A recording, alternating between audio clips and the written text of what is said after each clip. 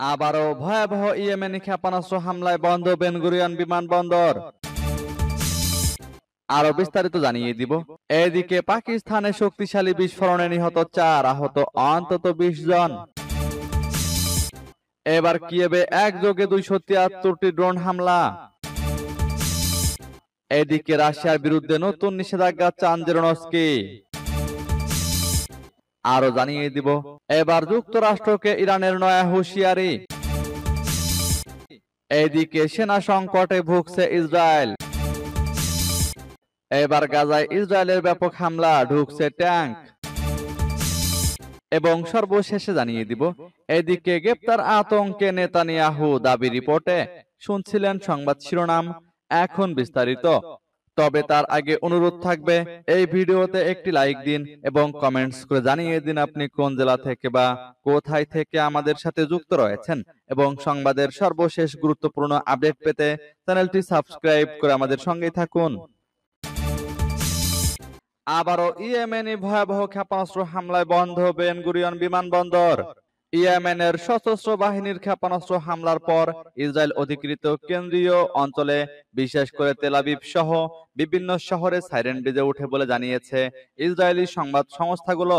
সেই সঙ্গে ইসরায়েলের গুরুত্বপূর্ণ বেন গুরিয়ন বিমানবন্দর বন্ধ ঘোষণা করা হয়েছে।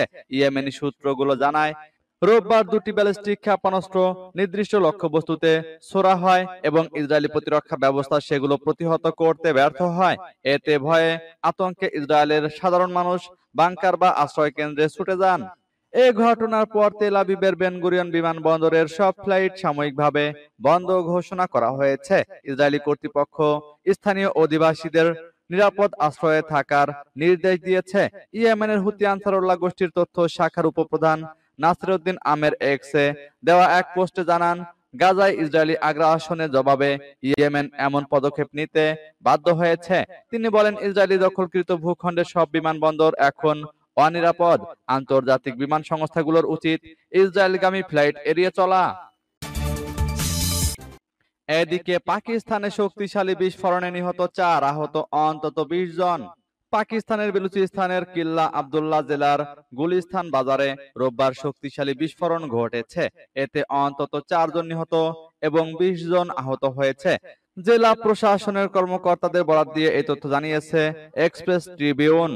প্রতিবেদনে বলা হয়েছে, জব্বার মার্কেটের কাছে এই বিস্ফোরণের কারণে অনেক ভবন ক্ষতিগ্রস্ত হয়েছে। সেই সঙ্গে সেখানে আতঙ্ক ছড়িয়ে পড়ে। বিস্ফোরণে বেশ কয়েকটি দোকান ধসে পড়ে এবং আগুন ধরে যায়। আহতদের স্থানীয় হাসপাতালে এবং গুরুতর আহতদের কোয়েটায় নিয়ে যাওয়া হয়েছে। কিল্লা আবদুল্লাহর ডেপুটি কমিশনার রিয়াজ খান হতাহতের সংখ্যা নিশ্চিত করেছেন। তিনি বলেছেন, বাজারটি ফ্রন্টিয়ার ক্রপস দুর্গের দেওয়াল সংলগ্ন।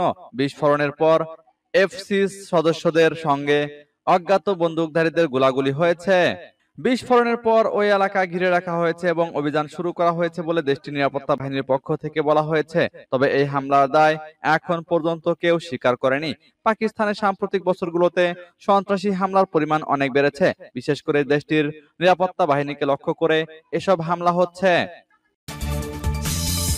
এবার কিয়েভে একযোগে 273টি ড্রোন হামলা।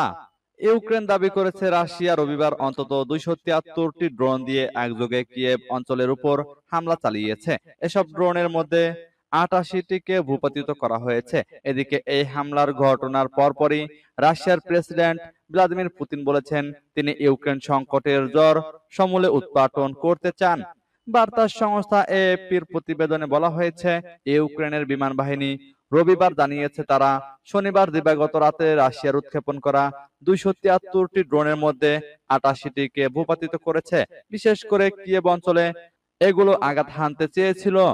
বিমান বাহিনী বলেছে, শত্রুরা 273টি শাহেদ অ্যাটাক ড্রোন এবং বিভিন্ন ধরনের অনুকরণকারী ড্রোন দিয়ে আক্রমণ করেছিল। তারা জানায়, 88টি ধ্বংস করা হয়েছে এবং আরো 128টি কোনো নেতিবাচক পরিণতি সৃষ্টি করা ছাড়াই লক্ষ্যভ্রষ্ট হয়েছে। এদিকে রাশিয়ার প্রেসিডেন্ট ভ্লাদিমির পুতিন রবিবার বলেছেন, তিনি ইউক্রেন সংঘাতের মূল কারণগুলো দূর করতে চান এবং রাশিয়াকে নিরাপদ রাখতে চান। রাশিয়ার রাষ্ট্র টেলিভিশনকে পুতিন বলেন, মস্কোর লক্ষ্য হলো এই সংকট সৃষ্টিকারী কারণগুলো দূর করা। এদিকে রাশিয়ার বিরুদ্ধে নতুন নিষেধাজ্ঞা চান জেলেনস্কি। ইউক্রেনের প্রেসিডেন্ট ভলোদিমির জেলেনস্কি শুক্রবার পশ্চিমা দেশগুলোর প্রতি আহ্বান জানিয়েছেন, তুরস্কে চলমান শান্তি আলোচনা ফলপ্রসূ না হলে মস্কোর বিরুদ্ধে কঠোর ব্যবস্থা, বিশেষ করে নতুন নিষেধাজ্ঞা নেওয়া হোক। খবর এএফপির। তিনি আলবেনিয়ার রাজধানী তিরানায় ইউরোপীয় নেতাদের এক সম্মেলনে এ কথা বলেন। জেলেনস্কি আরো বলেন, এ যুদ্ধ থামাতে আমাদের সামনে একটি বাস্তব সুযোগ ছিল, যদি না পুতিন তুরস্কে আসতে ভয় পেতেন। ইউক্রেনের এই প্রেসিডেন্ট বলেন, যদি রাশিয়ার প্রতিনিধি দল কেবল নাটক করতে থাকে এবং কোনো বাস্তব সিদ্ধান্তে আসতে না পারে, তবে কঠোর ব্যবস্থা নিতে হবে। বিশেষ করে রাশিয়ার জ্বালানি খাত ও ব্যাংক ব্যবস্থার উপর নিষেধাজ্ঞা আরোপ করা জরুরি। গত ৩ বছরের মধ্যে এই প্রথমবারের মতো ইউক্রেন ও রাশিয়ার মধ্যে সরাসরি শান্তি আলোচনা শুরু হয়েছে। তুরস্কের ইস্তাম্বুলে হচ্ছে এই আলোচনা, তবে এতে জেলেনস্কি ও পুতিন অংশ নিচ্ছেন না। ফলে বড় ধরনের অগ্রগতির আশা খুবই কম। এবার যুক্তরাষ্ট্রকে ইরানের নয়া হুঁশিয়ারি। ইরানের পররাষ্ট্রমন্ত্রী আব্বাস আরাঘচি যুক্তরাষ্ট্রকে সতর্ক করেছেন। তিনি ওয়াশিংটনকে আলোচনায় অবাস্তব দাবি না করতে বলেছেন। ওয়াশিংটনের সাথে চুক্তি হোক বা না হোক, তেহরান তার সমৃদ্ধকরণ কর্মসূচি চালিয়ে যাবে বলেও ঘোষণা করেছেন ইরানের পররাষ্ট্রমন্ত্রী। মার্কিন প্রেসিডেন্ট ডোনাল্ড ট্রাম্পের আঞ্চলিক দূত স্টিভ উইটকফের পূর্বের দাবির জবাবে রবিবার আরাঘচি এই মন্তব্য করেন। ট্রাম্পের দূত বলেছিলেন, ওয়াশিংটন ইরানকে 1% সমৃদ্ধকরণ ক্ষমতাও রাখতে দেবে না। ইরানের শীর্ষ আলোচক সাংবাদিকদের বলেন, এই ধরনের বক্তব্য আলোচনার বাস্তবতা থেকে সম্পূর্ণ বিচ্ছিন্ন। আরাঘচি বলেন, যদি তারা পারমাণবিক অস্ত্র তৈরি করা হচ্ছে না এ বিষয়ে নিশ্চয়তা চায়, তাহলে আমরা সহযোগিতা করতে প্রস্তুত। তবে যদি তারা অবাস্তব দাবি করে, তাহলে স্বাভাবিকভাবেই তা পূরণ হবে না।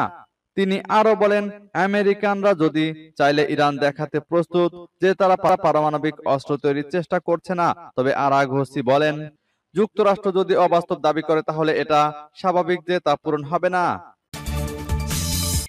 এদিকে সেনা সংকটে ভুগছে ইসরায়েল। ইসরায়েলি গণমাধ্যমের একটি প্রতিবেদনে প্রকাশ করা হয়েছে যে অবরুদ্ধ গাজা উপত্যকায় টানা আক্রমণের মধ্যে ক্রমবর্ধমান জনবল ঘাটতির কারণে দেশটির সেনাবাহিনী পোস্ট ট্রমাটিক স্ট্রেস ডিসঅর্ডার রোগে আক্রান্ত সৈন্যদের প্রত্যাহার করতে বাধ্য হয়েছে।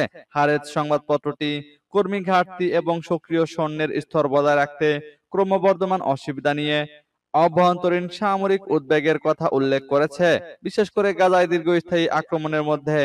সংবাদপত্রটি আর বলেছে, ইসরায়েলি সেনাবাহিনী ট্রমা এবং অন্যান্য মানসিক সমস্যায় ভুগছেন এমন রিজার্ভ সৈন্যদের তালিকাভুক্ত করা শুরু করেছে।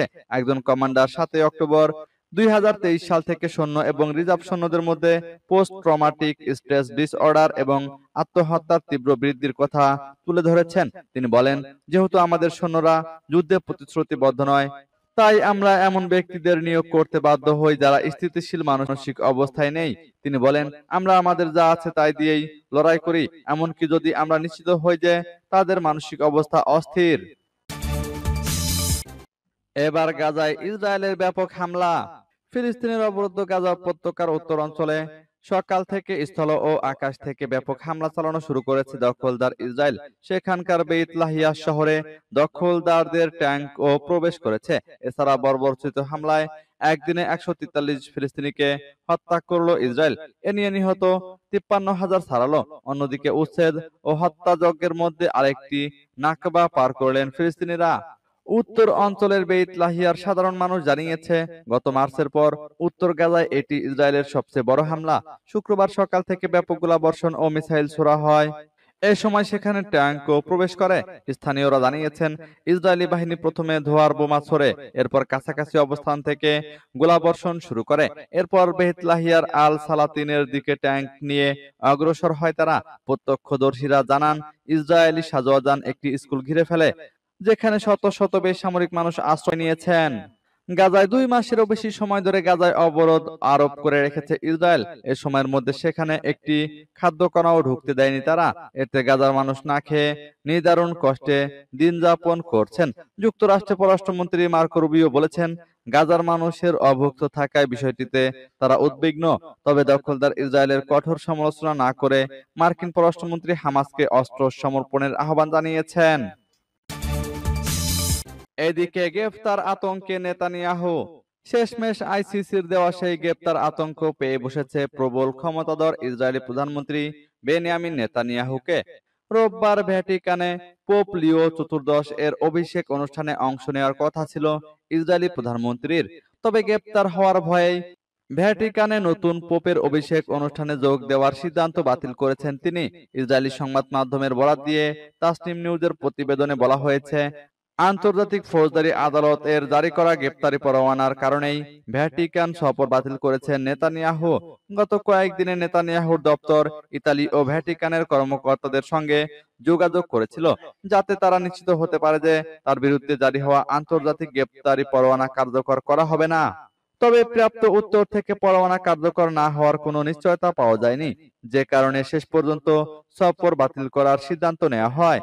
গাজা উপত্যকায় যুদ্ধ অপরাধ ও মানবতা বিরোধী অপরাধ অভিযোগে 2024 সালের 21শে নভেম্বর আইসিসি নেতানিয়াহু এবং তৎকালীন ইসরায়েলি যুদ্ধমন্ত্রী ইয়োব গ্যালান্টের বিরুদ্ধে গ্রেপ্তারি পরোয়ানা জারি করে। আইসিসির আদেশে বলা হয়, ক্ষুধাকে ব্যবহার করে যুদ্ধ অপরাধ এবং মানবতা বিরোধী অপরাধ সংগঠনের জন্য এই দুজনকে দায়ী করার যৌক্তিক ভিত্তি রয়েছে।